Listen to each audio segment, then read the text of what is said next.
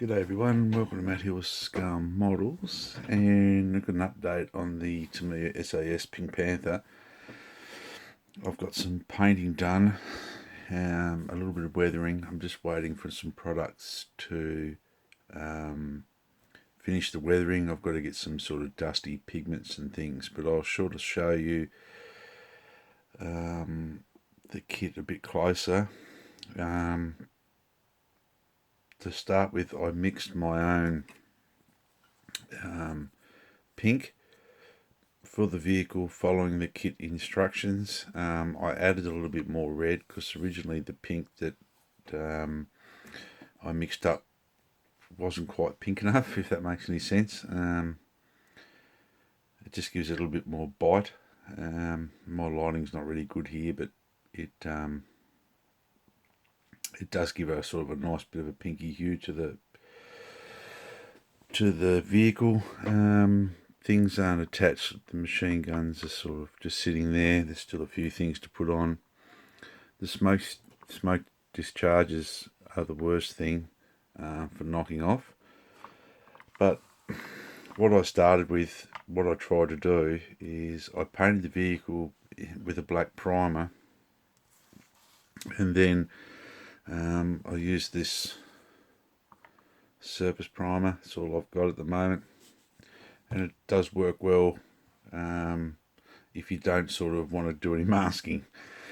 And then I painted it olive green. So what I tried to do, because I haven't weathered underneath yet, is try to replicate the pink just being sprayed over the top of the green. When I painted the green, I put a bit of the heavy chipping fluid by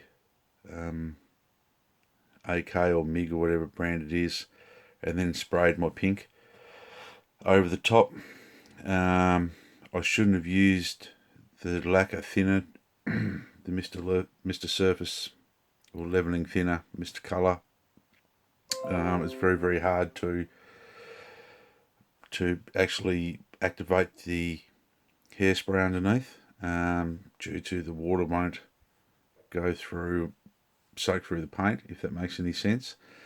So next time, well, on my other kit that I'm doing now, I used normal X20A, and it worked really well, a lot better than what I thought, even with normal hairspray, which I have found, because the heavy chipping fluid is really hard to control.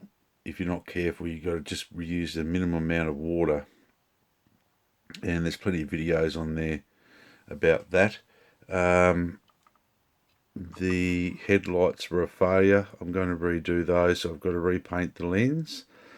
On the inside, I did try to use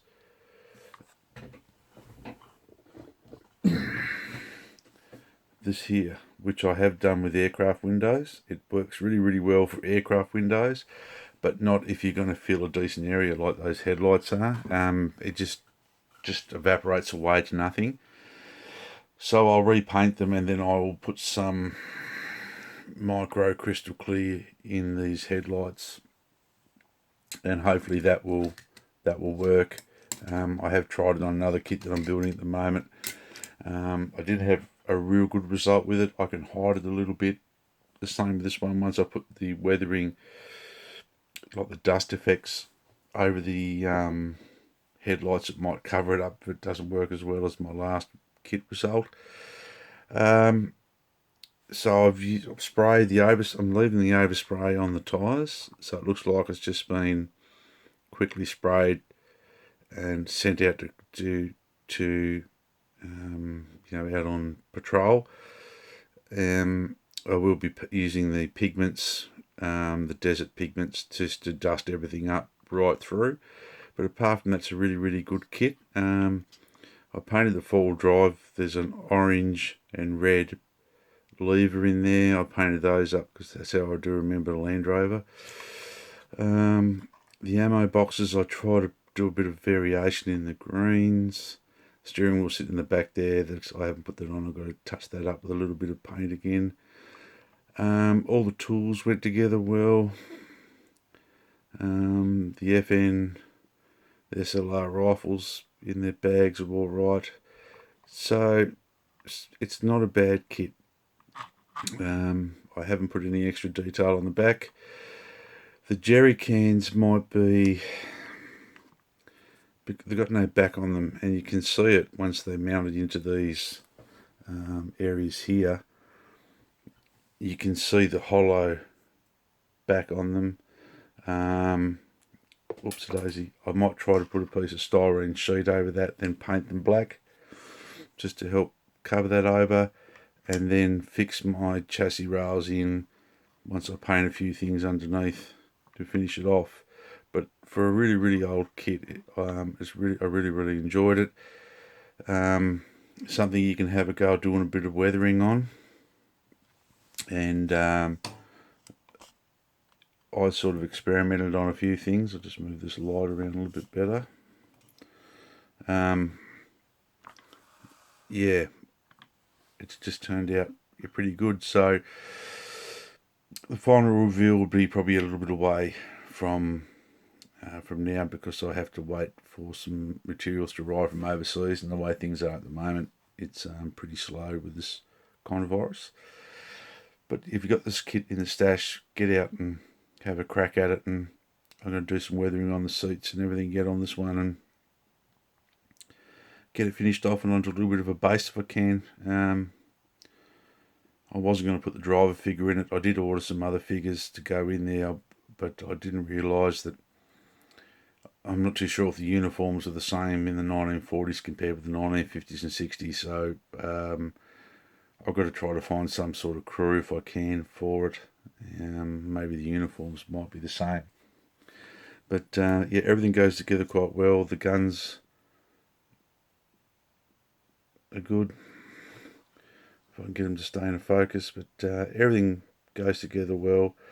The mounts don't let you toggle the gun like in that position, but I think when it's been driven along the road, it would be laying back, this being the heaviest point. Dog's in the background having a nightmare or something. This seam line on this ammo box here, don't remove that, that's supposed to be there. But yeah, overall it's a really nice kit. Some nice detail. I've got a little bit of chipping and scratching going on there. I hope it sort of looks alright for you guys. Experimenting on the woodwork. So I'll put everything back in here, and I've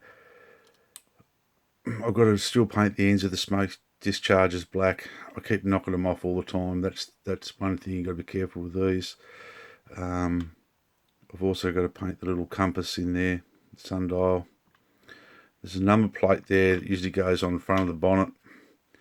I don't particularly like it on there, and I haven't used any of the Tamiya stowage. I didn't really like the stowage.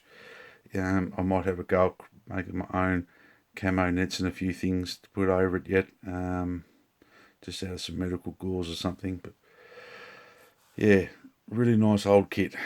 Indicator lenses and park lights got to be painted as well before I forget to do those. But thanks for watching, guys, and be safe out there. Good time to get some model building going, and thank you to all my new subscribers, and until next time, I'll catch you later. Bye.